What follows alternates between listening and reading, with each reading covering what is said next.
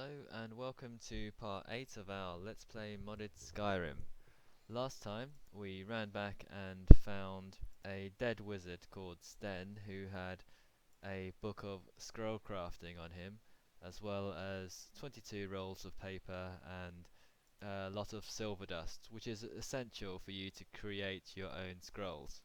We also had our book reading club where we discussed the holds of Skyrim and also read the Book of the Dragonborn. What the Book of the Dragonborn tells you is that no matter what you are, whether you're elf, orc, man, or lizard thing, you could be a Dragonborn, even though you're no way related to Tiber Septim himself. To anyone who's not really into the lore that much or hasn't read too much, the story of Tiber Septim is actually quite interesting. Tiber Septim is supposed to have come from Atmora, which is a country that's across the Sea of Ghosts, north of Skyrim, north of Tamriel. That's basically now frozen over. And he must have been one of the last people to come over from Atmora. That's one of the legends of where he came from anyway. But when he arrived in Skyrim and Tamriel itself was at permanent war. The neighbouring countries of High Rock, Hammerfell, and even the countries within Cyrodiil itself were all fighting each other. In Skyrim he learnt the ways of war, and he rapidly ascended to become a general, and at the age of 20 he led the forces of Skyrim against the Reachmen of High Rock. They would be the ancestors of the Forsworn. And Tiber Septim was a badass general. He was called Earlybeard, Hijalti Earlybeard, which I think is a great name. But he defeated the Reachmen and they were forced back into their city, behind the walls. But Tiber Septim, they thought, couldn't reach them because he didn't have any siege equipment. But overnight Tiber Septim learnt the way of the voice from a long dead Nordic king called Ysmir, who may be or may not be the Underking, and in the morning Tiber Septim had learnt a shout that allowed him to shout down the walls of the city, and that sort of power is the power that made him a king, and that's the same sort of power that you're getting now. But that's the early life story of Tiber Septim, but how he became emperor is another matter. Right now I need to get myself some clothes, and what I can do is use the wolf pelts I've collected and the fox pelt that I've collected to get myself 4 sheets of leather. There's lots of things that I can craft with it. I'm not just stuck with crafting leather armor or something else equally useless. What I shall do as well is to speak to this blacksmith Alvor.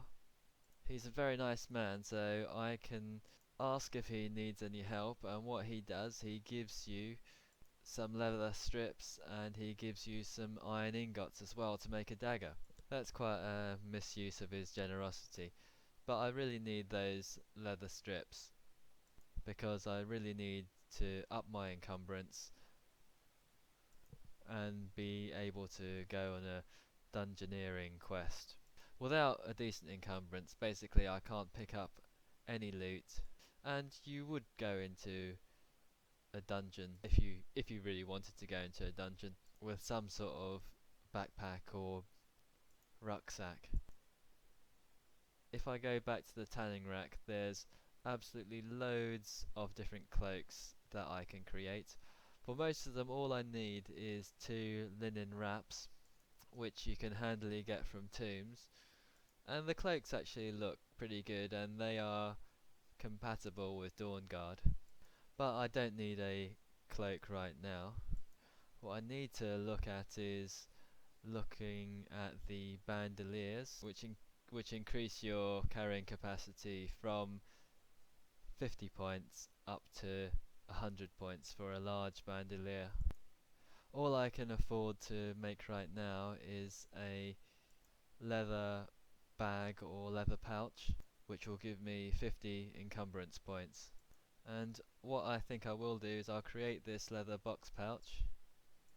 leather bag, and I'm actually really excited to try it on. I know that sounds sad, but I'm not the sort of person who goes shopping for bags in real life. But in a computer game I can see the appeal. I'll equip that, and that goes in one of your equipment slots, so you can actually wear it with anything else. And this is what I look like. I think that looks quite good with the fur armor as well.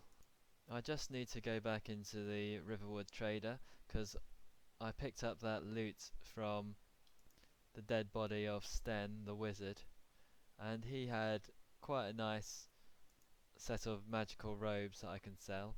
I can also sell off the silver ring that I was given, because I actually need all the gold that I can get, or maybe I'm just greedy for gold. If I look at my weapons, I can see that I've also got a very nice iron dagger of chills, also from Sten. That isn't worth that much, and it's probably worth keeping around for a little while, even though it won't do very much good against enemies that I will come up against, because they're resistant to cold. Most of the enemies that you face in this game are going to be the undead, Nord bandits, Imperial soldiers, Thalmor, and of course dragons. Out of those, the only people who are particularly vulnerable against cold are going to be the Imperial soldiers, and I'm not far enough against the Civil War timeline to fight against any of them, and I certainly hope that I'd have a better weapon than an iron dagger.